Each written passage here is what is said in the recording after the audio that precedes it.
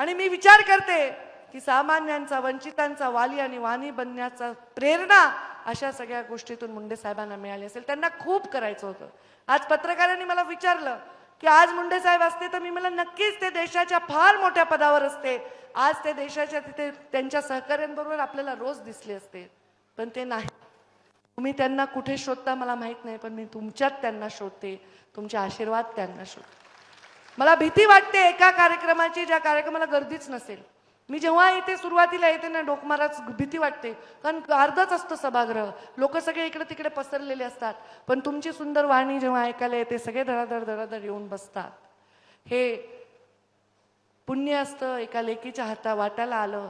आज आपल्या वडिलांच्या मृत्यूनंतर प्रत्येकजण आपल्या वडिलाची शेतात छोटीशी समाधी बांधतो, घराला नाव देतो, कीर्तन करतो, भजन करतो. आज 11 वर्ष झाले गावोगावात मुंडे साहेबांची जयंती पुण्यतिथी साजरी होते. हे माझं भाग्य आहे, आमच्या परिवाराचं भाग्य आहे. आमच्या परिवाराच्या वतीने मी तुम्हा सर्वांचं स्वागत करते. का स्वागत करते? कारण तुम्ही आम्हाला बळ दिलेलं आहे.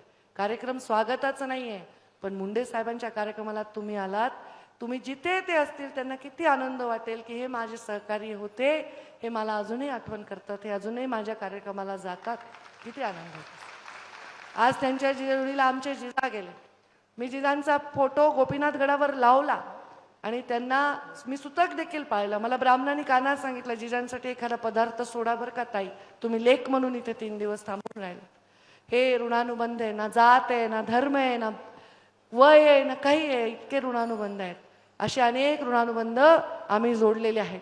पण महाराज म्हणले तसे, जया अंगी मोठेपण तया यातना कठीण, पण कठीण यातनेतूनच मोठं होता येत असतं. ज्याला यातना नाही, रावणाला कुठे वनवास झाला, कुठे कौरवांना वनवास झाला, पांडवांना, चांगल्या माणसालाच त्रास होत असतो.